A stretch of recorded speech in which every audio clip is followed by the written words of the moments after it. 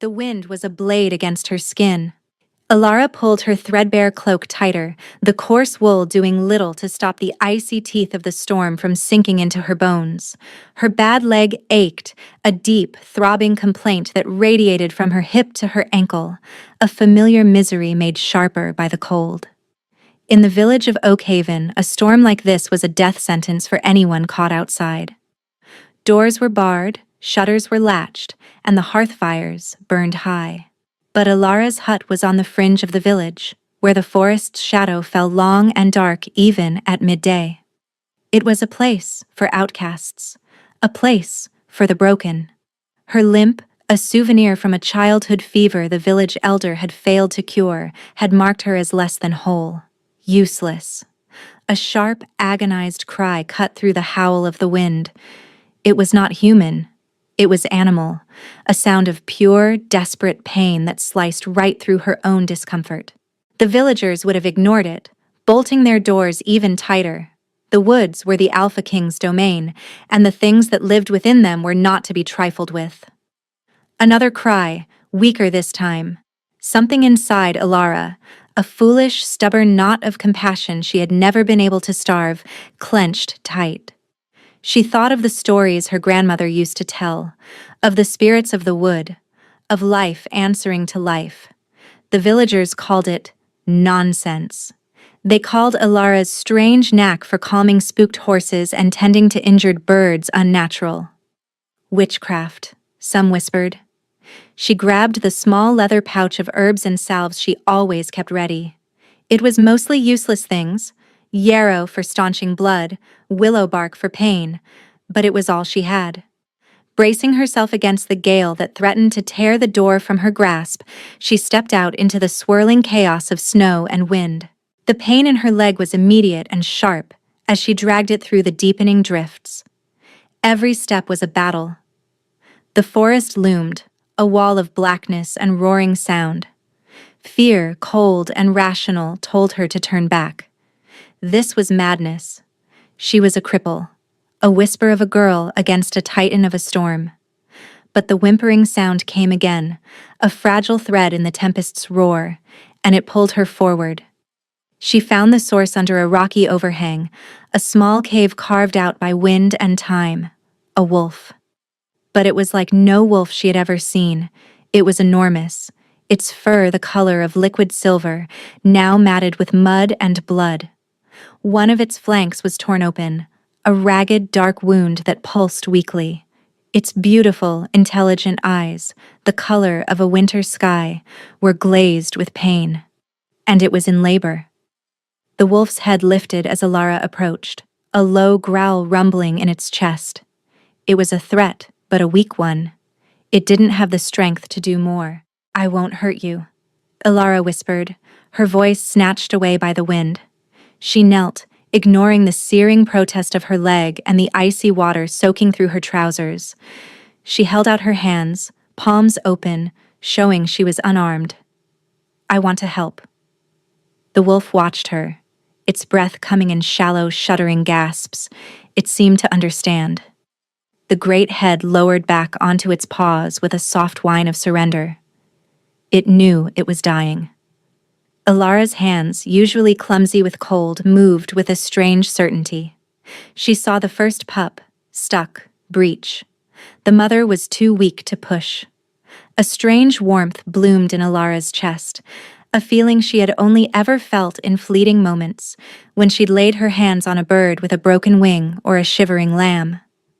The warmth spread down her arms, into her palms. She reached forward, her touch gentle on the she-wolf's swollen belly. She pressed, guided, her movements instinctual, not learned. The wolf grunted, a fresh wave of contractions racking its body, but this time they were productive. With a final slick rush, the first pup was born, dark-furred and squirming. 2 more followed, the mother's strength fading with each one. Alara worked tirelessly, cleaning them with a piece of her own cloak, nudging them toward their mother's teats. The last pup was so small, a fragile thing with fur that held the same silver sheen as its mother's. It was barely breathing. Alara picked it up, cradling it in her hands. The warmth in her palms intensified, pouring into the tiny creature. She breathed onto its face, her own breath misting in the frigid air. The pup gave a tiny sneeze, then a weak cry, and began to wriggle against her skin, seeking life. A profound relief washed through her, followed by a wave of sorrow. The mother wolf was fading. Her breathing was a mere flutter. She lifted her head one last time, her gaze finding Alara's. There was no pain in her eyes now, only a deep, soul-shaking gratitude. And then, a stillness. Alara felt the loss like a physical blow.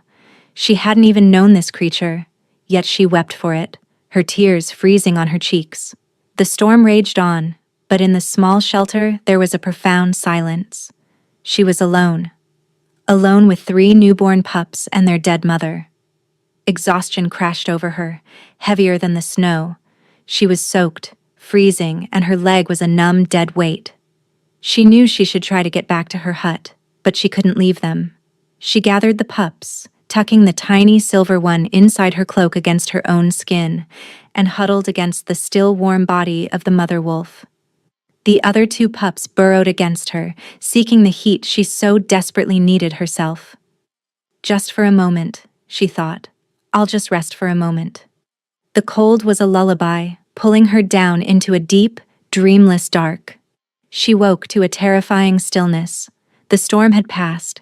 The world was muffled in a thick blanket of white, and a shadow fell over her. She tried to sit up, her body stiff and screaming in protest. A man was kneeling in the snow before the cave. He was immense, broad-shouldered and clad in dark, rich furs that seemed to drink the pale morning light. Snow dusted his black hair, and his face was all harsh, beautiful lines, carved from granite and ice. But it was his eyes that stole her breath. They were silver, the exact same shade as the dead wolf's. His gaze was not on her. It was fixed on the still form of the silver wolf. An expression of such profound, shattering grief crossed his features that it made Alara's own heart ache in sympathy. It was a grief so old and deep, it seemed to have hollowed him out from the inside, leaving nothing but a shell of cold fury. His gaze moved slowly from the dead wolf to the pups huddled against Alara's side. Then, finally, his eyes landed on her. The grief was gone, replaced by an arctic coldness that froze the very air she breathed. He saw the blood on her hands, on her cloak. He saw her huddled with his pack. This was him, the Alpha King. Fear, absolute and primal, seized her. She was a nobody, a cripple from a forgotten village, found with the corpse of a creature that was clearly precious to the most powerful man in the kingdom. He would kill her. He would think she was responsible. He moved, not with the speed she expected, but with a deliberate, unnerving grace. He reached past her and gently, so gently it was shocking, he picked up the tiny silver pup she still held half-tucked in her cloak. He held the squirming life in one massive hand, his thumb stroking over its downy fur. His expression was unreadable, a mask of ice. His silver eyes met hers again. There was a question in them, 1,000 questions, but his face gave nothing away. She tried to speak, to explain, but her throat was locked tight with terror. He placed the pup carefully inside his own fur-lined coat. Then, before she could process what was happening, he reached for her. One powerful arm slid beneath her shoulders, the other under her knees. He lifted her, as if she weighed nothing. She gave a small, involuntary cry of pain as her injured leg was jostled. His grip tightened for a second, his gaze flickering down to her leg, then back to her face. He adjusted his hold, cradling her more securely against his chest. He said nothing, not a single word. He simply turned and began to walk, carrying her away from the cave, away from the village, into the heart of the silent, snow-covered forest. Alara was trapped in the arms of a grieving, terrifying king, her heart hammering against her ribs, the scent of pine, cold air, and his own unique wild scent filling her senses. She was his prisoner. and she had no idea if he was carrying her to safety or to her execution.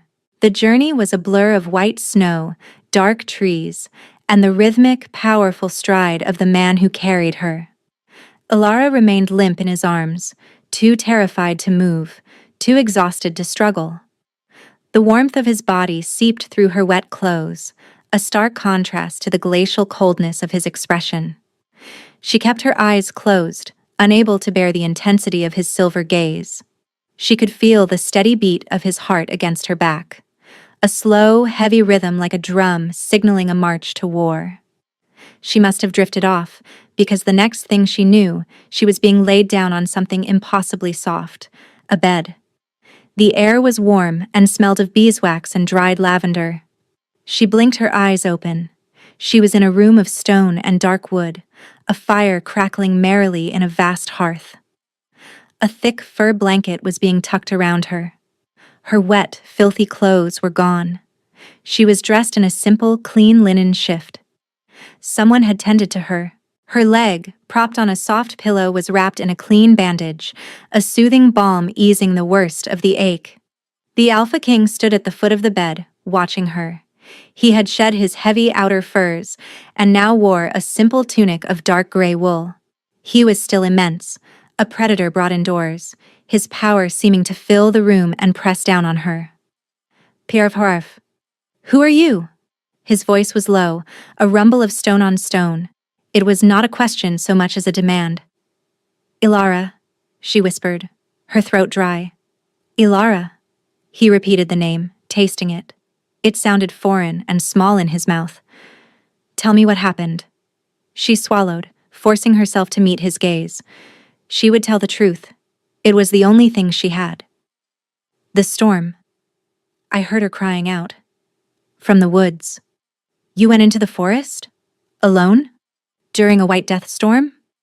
His disbelief was sharp, edged with something that might have been contempt. She was in pain, Ilara said simply, as if that explained everything. To her, it did. She was hurt, a wound on her side, and she was giving birth. His jaw tightened, a muscle feathering along the hard line. The wound. Describe it. It was ragged, as if from a claw or maybe an arrow. She faltered, seeing the flicker of something dangerous in his eyes. An arrow, he said, the words flat and heavy. He already knew. He had not been just tracking a lost wolf. He had been tracking a hunted one. She was dying. Ilara's voice cracked. I tried to help. The pups. They wouldn't have been born without help. She was too weak. She looked down at her hands, remembering the strange warmth, the impossible certainty of her own movements. I did what I could. What you could, he murmured, his eyes scanning her, from her worn face to her bandaged leg. You are no healer. You have no training. No, Your Majesty, she said, her voice barely audible. I just knew what to do. He was silent for a long time, his gaze so intense she felt it like a physical touch. He was studying her, dissecting her, searching for the lie.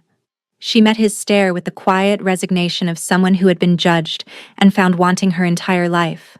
The small one, he said at last, his voice softer but no less intense.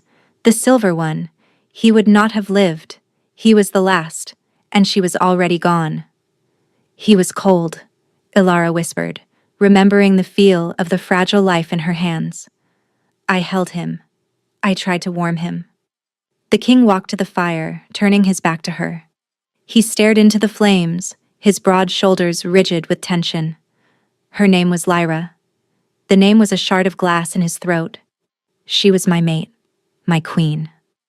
The words hung in the air, heavy with unspoken history and unspeakable loss. Ilara's heart ached for him, this terrifying king who had lost the other half of his soul.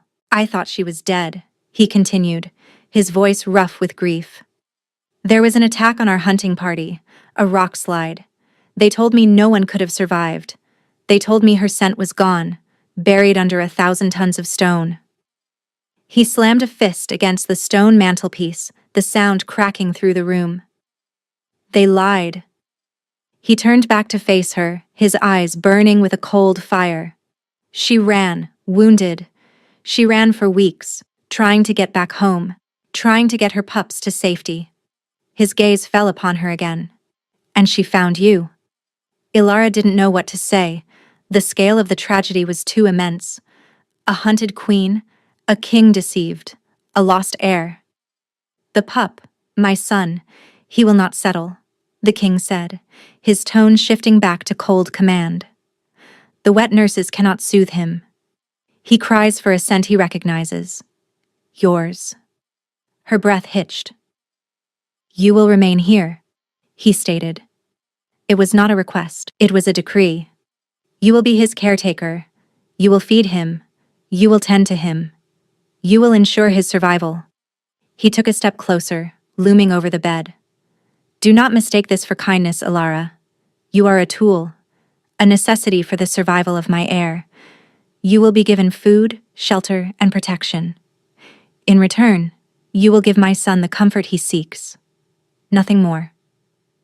I understand, Your Majesty, she whispered. Do you? His smile was a bitter, cruel thing that did not reach his eyes. I hope so, because if my son suffers any harm, any distress while under your care, I will hold you personally accountable, and my grief has left me with very little mercy. He turned and walked out of the room, the heavy oak door closing behind him with a soft final click, leaving Ilara alone in the grand, empty room. She was no longer a prisoner, but she was not free. She was a fixture in a gilded cage, bound by the needs of a tiny, motherless pup and the will of his broken, formidable father. The arrangement had been made. And in the silence, she could already feel the boundaries he had drawn beginning to blur. The days that followed fell into a strange, quiet rhythm. Ilara was moved to a suite of rooms adjoining a nursery, a beautiful chamber with a large window overlooking the castle's inner courtyard. The pup, who the king had named Kale, was brought to her. He was impossibly small, a bundle of silver fur and fierce, needy life. As the king had said, the moment he was laid in her arms, his tiny, mewling cries ceased. He burrowed against her, his nose pressing into the crook of her neck, and fell into a contented sleep. The other two pups, a dark male and a slightly lighter female, were also housed in the nursery. They were larger and more robust, already tumbling over one another in clumsy play. But Kale was different. He was quieter, more watchful, and he was utterly bonded to Ilara. Servants came and went, silent and efficient. They brought her meals on silver trays, fresh clothes of soft wool, and anything she requested for the pups. They treated her with a distant, fearful respect. She was the strange, crippled girl the king had brought from the woods, the one who could soothe the royal air when no one else could. They did not know what to make of her. Section. Neither did she. Her old life felt like a distant dream. The pain in her leg was a dull, constant ache rather than a searing agony, thanks to the ministrations of the castle's healer. She was warm, she was fed, but she was profoundly alone. The king, Theron, she learned his name was from a hushed conversation between two maids, was a ghost. She felt his presence in the castle, a weight in the air, a sense of coiled energy, but she did not see him, not for the first week. Then came the nightly visits. She would be sitting in the rocking chair by the fire, Kale asleep in her lap, when the door would silently open. He would enter without a sound, a shadow detaching itself from the deeper shadows of the corridor. He never spoke. He would simply stand by the hearth, his silver eyes fixed on the sight of her and his son. The first time she had frozen, her heart hammering. She expected a command, an inspection, a cold dismissal, but he just watched. The silence stretched, thick with unspoken things. He watched the way her hand rested on Kale's back, the way the pup's tiny ear flickered in his sleep. After 10 minutes that felt like an eternity, he turned and left as silently as he had come. It became their ritual. Every night he would appear. And every night, Ilara found her fear receding, replaced by a strange, aching curiosity. In the flickering firelight, the harsh lines of his face seemed to soften. She saw not the fearsome Alpha King, but a man drowning in solitude.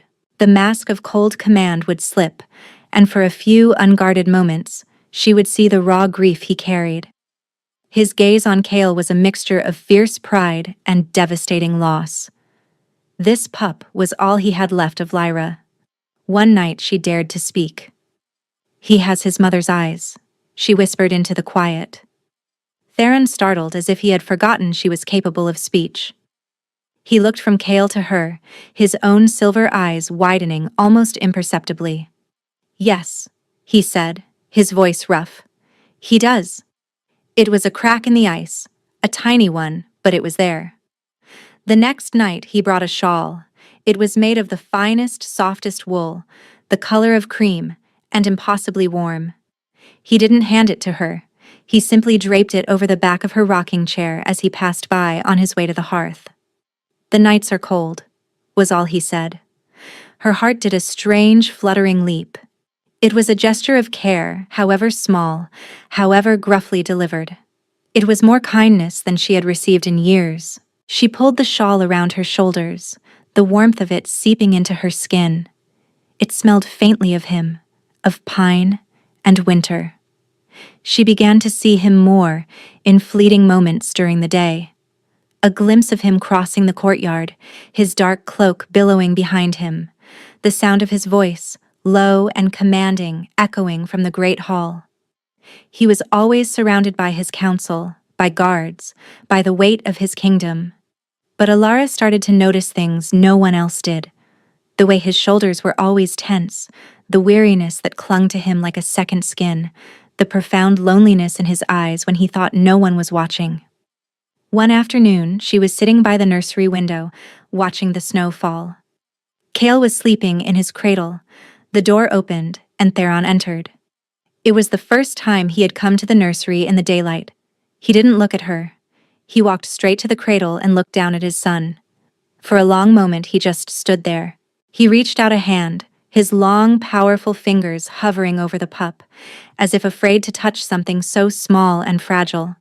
"He looked so much like her when she slept," he said, his voice thick with memory. Alara's heart ached for him. "You must miss her terribly." He flinched, as if her words were a physical blow. He turned from the cradle, his mask of ice slamming back into place. "Missing her is a luxury I cannot afford. I have a kingdom to rule. Enemies at the borders and vipers in my own court." He paced the room, his contained energy making the space feel small. "Then why do you come here every night?" she asked softly, her bravery surprising even herself.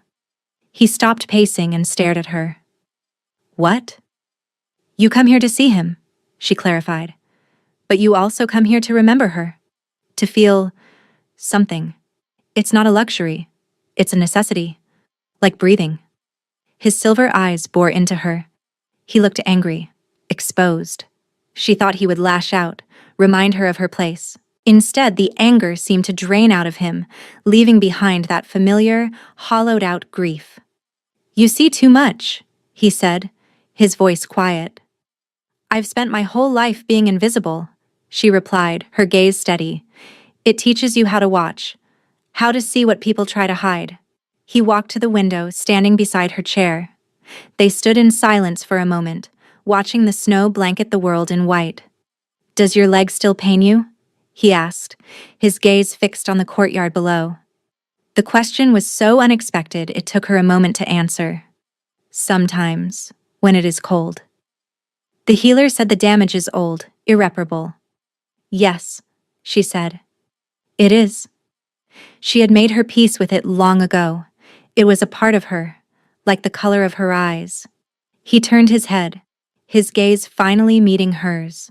For the first time, she saw something other than grief or cold command in his eyes. It was a flicker of empathy, a shared understanding of being broken. He was broken on the inside, she on the outside. "Nothing is irreparable," he said, the words a low murmur. It was not a promise or a declaration. It was just a statement, a crack in the wall he had built around himself. And in that moment, Alara felt the first terrifying stirrings of something far more dangerous than fear. It felt like hope. The fragile peace of their strange arrangement was shattered by the arrival of Lord Valerius. He was the king's high advisor, a man of sharp smiles and even sharper eyes, who had been away in the southern territories.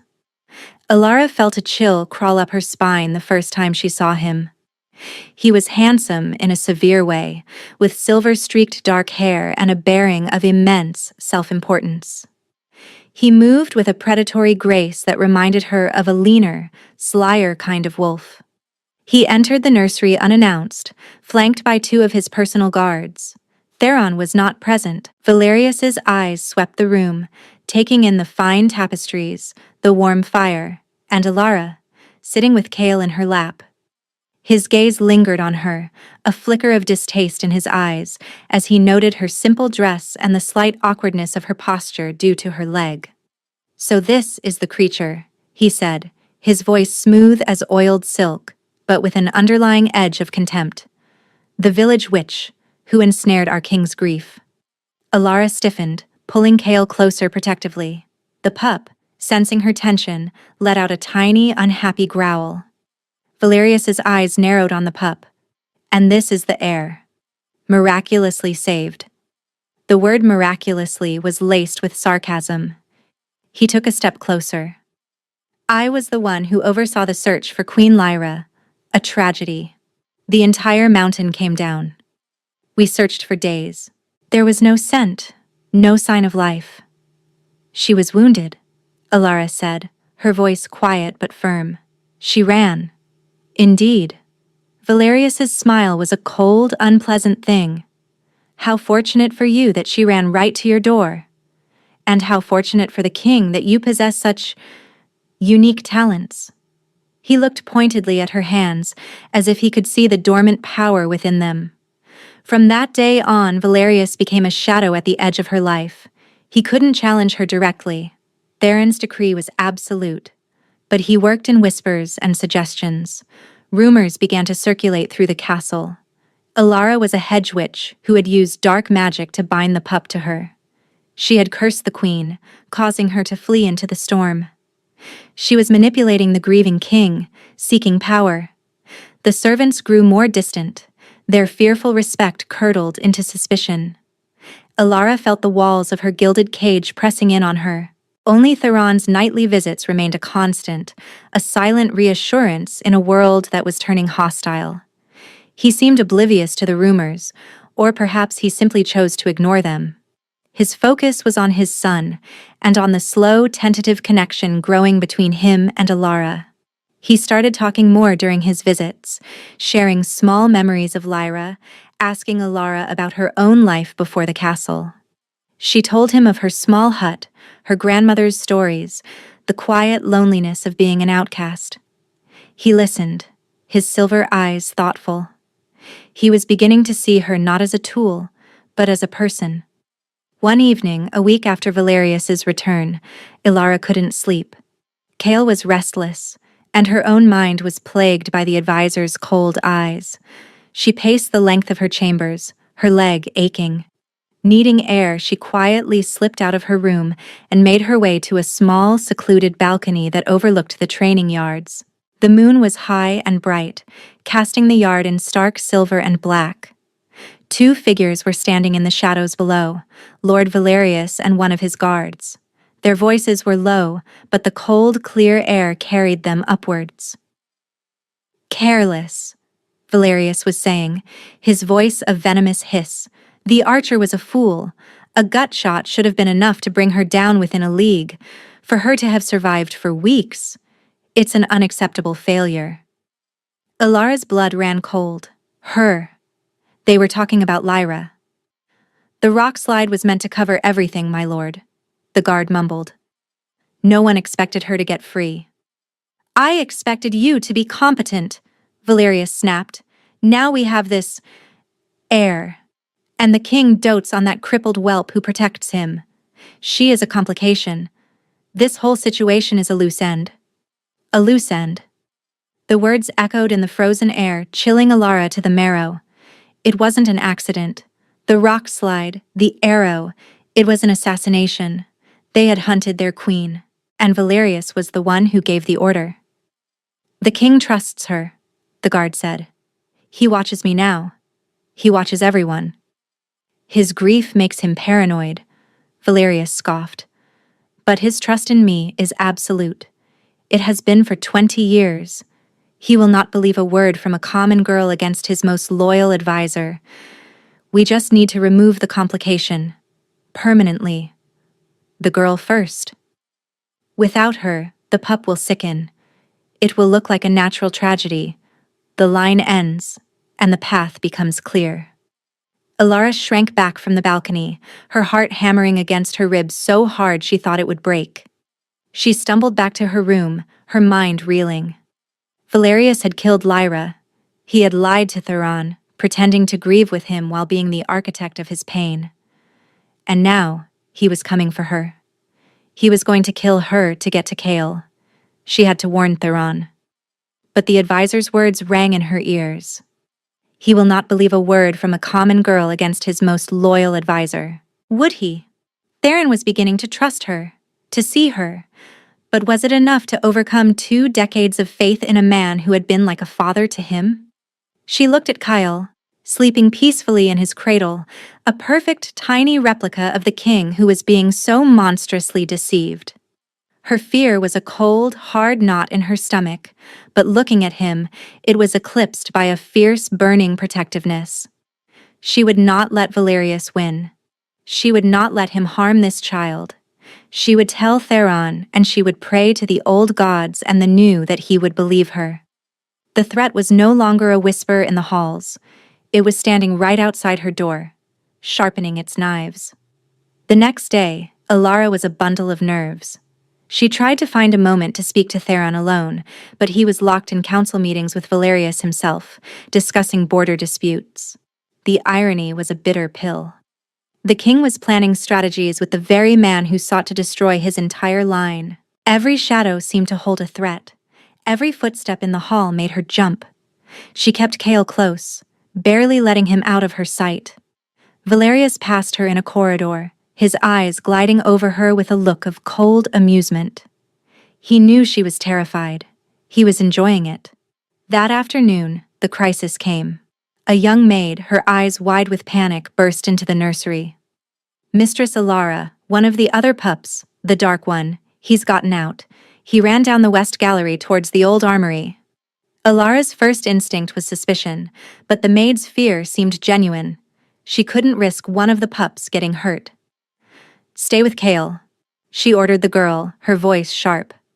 Lock the door behind me and do not open it for anyone but me or the king. She hurried out, her limp more pronounced due to her haste. The west gallery was long and drafty. She saw no sign of the pup. A sense of deep unease settled over her. It was too quiet. She reached the end of the hall and found the door to the armory slightly ajar.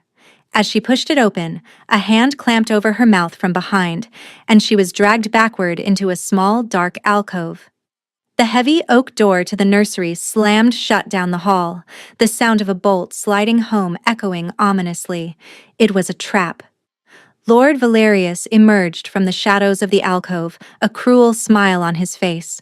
The maid who had warned her was cowering behind him. So foolish, he tisked. So predictable. Your compassion is a liability. He strode down the hall to the nursery door and banged his fist on it. Guards! The witch has abandoned the heir. She has locked herself out. Secure the prince. 2 of Valerius's personal guards appeared as if from nowhere and began to work on the door's lock. Panic, cold and absolute, seized Alara. She scrambled to her feet and ran at them, all caution forgotten. No, get away from him! Valerius caught her easily, his fingers biting into her arm like steel bands. It is over, little witch. By the time the king arrives, the pup will be gone, and you will be found, a negligent commoner who allowed a tragedy to befall the royal heir. He'll know, she screamed, struggling against his grip. He'll know you did this. Will he? Valerius laughed, a low, chilling sound. Or will he be a broken man, so consumed by a second loss that he will be putty in my hands? A king who cannot protect his own heir is no king at all. The lock on the nursery door clicked open. At that exact moment, a roar of pure fury echoed down the hall, a sound so powerful it seemed to shake the very stones of the castle. Theron.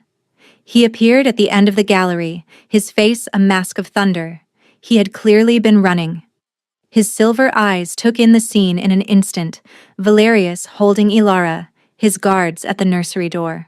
"Valerius, what is the meaning of this? Release her." Theron's voice was the sound of an avalanche. "Your Majesty." Valerius feigned surprise, though his grip on Ilara did not loosen. "Thank the gods you are here. This woman, she abandoned the prince. She was found wandering the halls. I was securing the heir for his own protection." Theron's gaze flickered to Ilara's face, seeing the raw terror there. He saw the truth in her eyes, the weeks of quiet observation, of seeing her unwavering devotion to his son, coalesced into a single, horrible certainty. "He's lying," Ilara cried, tears of desperation streaming down her face. "Theron, he killed Lyra. I heard him.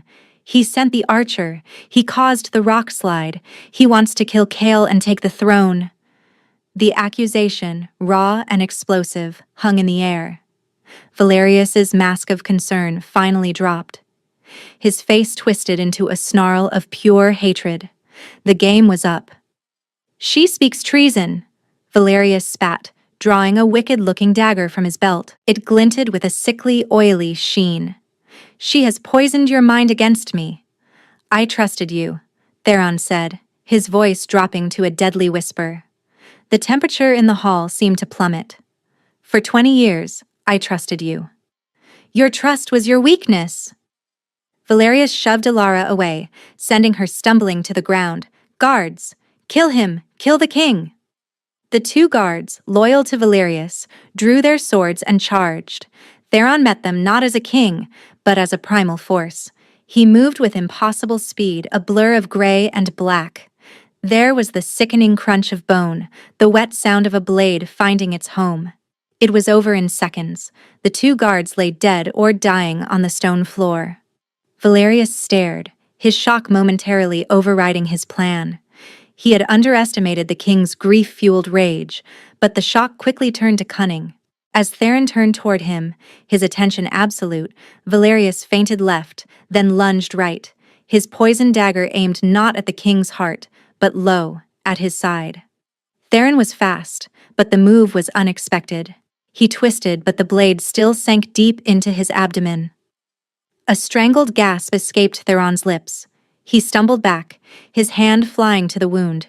When he pulled it away, it was covered in dark blood that seemed to smoke where it touched the air. The poison was fast-acting. He staggered, his strength suddenly leaving him. His legs buckled, and he fell to one knee, his breath coming in ragged pants.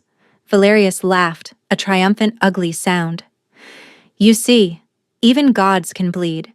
That poison is from the Shadowfen vipers, made to kill alphas. You have minutes at best."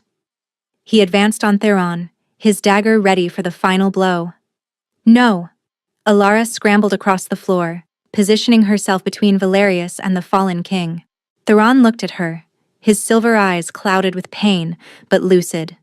"Ilara, run," he rasped, his voice strained. "Take Kale. Go. Don't let him have our son." "I will not leave you," she said, her voice shaking but resolute. She would not run. Not this time. Valerius loomed over them, his face a mask of victory. "How touching. You'll die together." He raised the dagger. Ilara looked down at Theron, at the life draining from him, at the father of the pup she loved as her own, the broken king who had shown her the first glimmers of kindness she had ever known. A dam of grief, rage, and a fierce, impossible love broke inside her. She would not let him die.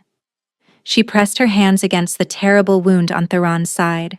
She closed her eyes, not in prayer, but in pure, desperate refusal.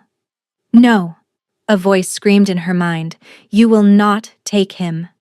The warmth she had felt in the cave with Lyra bloomed in her chest, but this time it was not a gentle stream. It was a flood, a supernova. A brilliant golden light erupted from her hands, so bright it bleached the color from the world. It was the light of 1,000 sunrises, the heat of a forge, the pure, unbridled essence of life itself. The light poured into Theron's body. The sickly black poison that had been spreading through his veins sizzled and evaporated like water on a hot stone. The edges of the gaping wound glowed, pulling together, knitting flesh, muscle, and skin with impossible speed. Valerius shielded his eyes, crying out as the wave of pure energy washed over him. The light was anathema to his dark intentions, a holy fire that seared his very soul. The force of it threw him backward, slamming him against the far wall of the gallery with enough power to crack the stone. He slid to the floor, stunned and smoking, the poisoned dagger clattering from his nerveless fingers. The light receded, drawing back into Alara, leaving a golden afterimage burned into the air. The corridor was silent, save for the sound of breathing. Theron's breathing, deep, strong, and steady. His eyes, which had been clouded with the shadow of death, snapped open. They were clear and sharp, burning with a fierce, silver light. He looked down at his side. The wound was gone. Not even a scar remained. His tunic was still torn and blood-stained, but the flesh beneath was whole and unmarked. He looked up at Alara, who was kneeling over him, her hands still resting on his abdomen, her face pale with shock at what she had just done. He stared at her, not with surprise, but with a look of profound, absolute recognition. It was the look of a man finding the one thing he had searched for his entire life without even knowing it. "I knew," he breathed, his voice filled with awe, "the moment I saw you in the snow. My wolf knew." He reached up, his hand cupping her cheek, his thumb stroking her skin. It was not the touch of a king to a subject.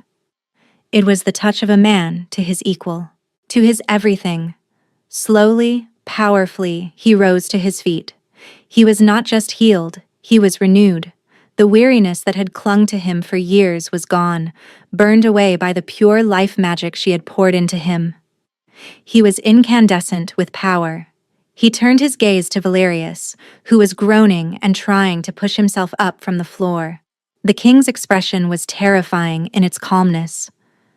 "You took my mate from me," Theron said, his voice low and devoid of all emotion save for a chilling finality.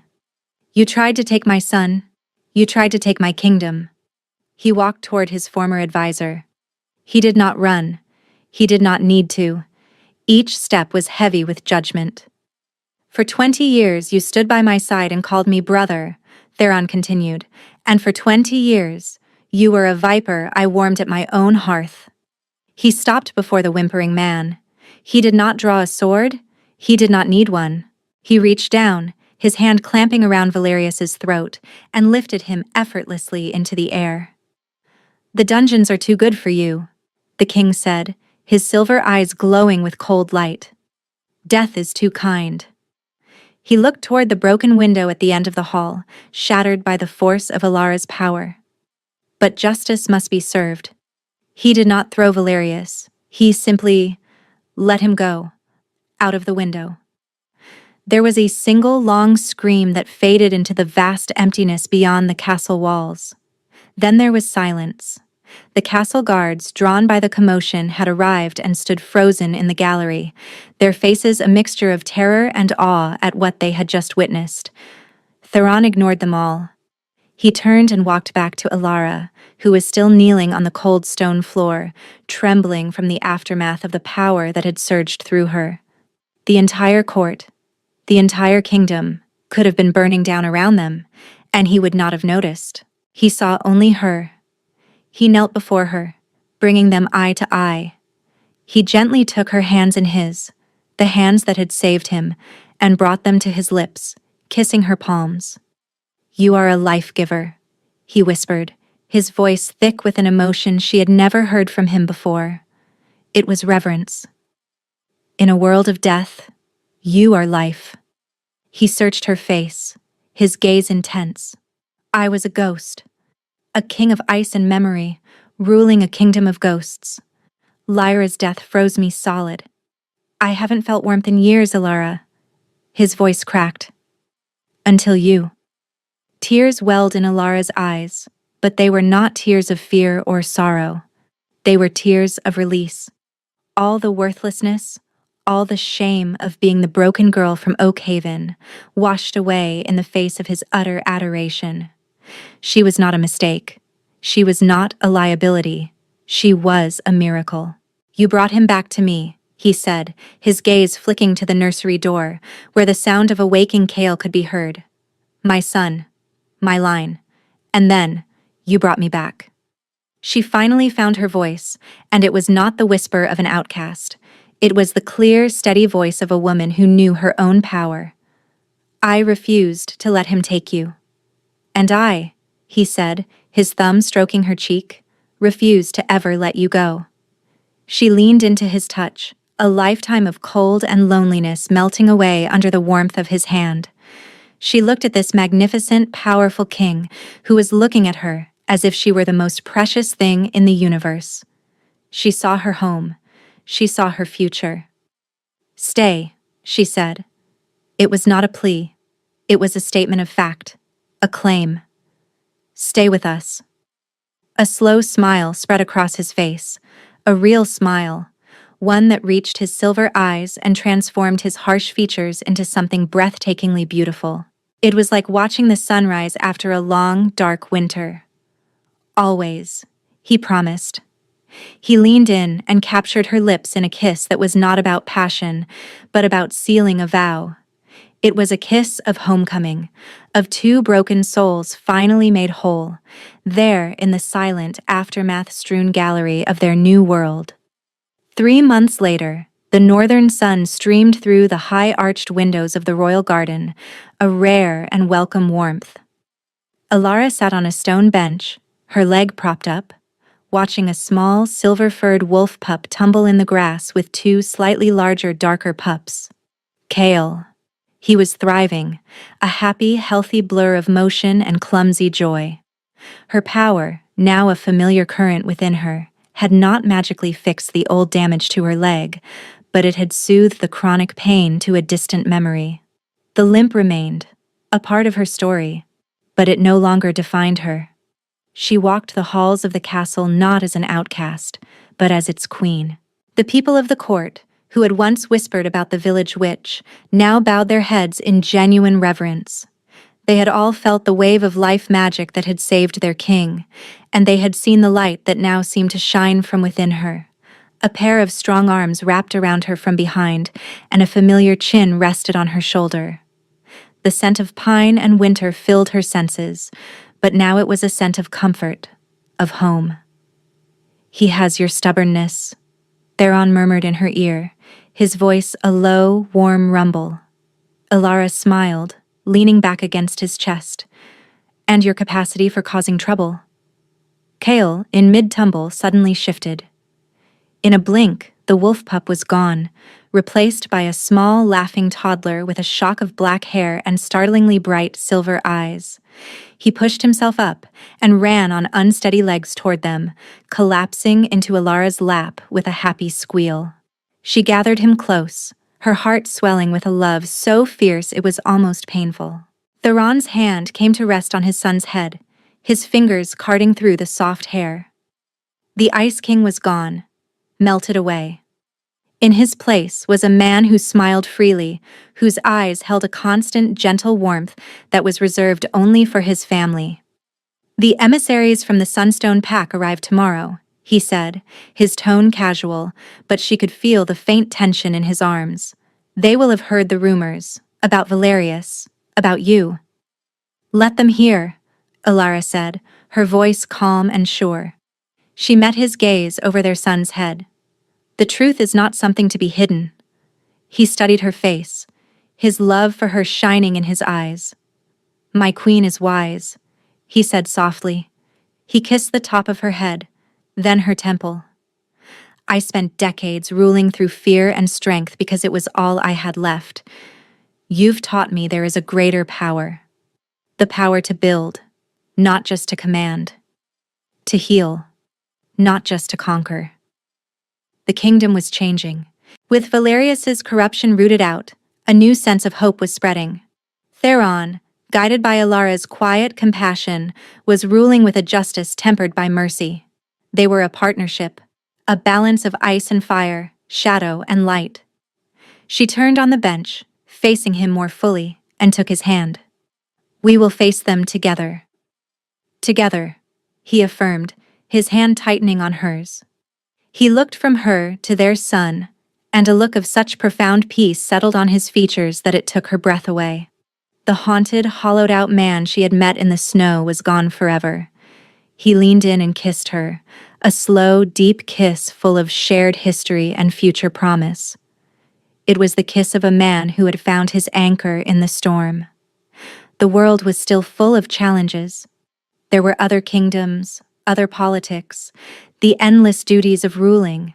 But as Alara sat there, bathed in the gentle sun, with her son in her lap and her king by her side, she knew she was no longer the broken girl on the edge of the woods. She had a home. She had a family. She had a purpose. She had been found in the heart of a blizzard, and in turn, she had brought back the sun. The future was unwritten, but for the first time in her life, she was not afraid to help write it.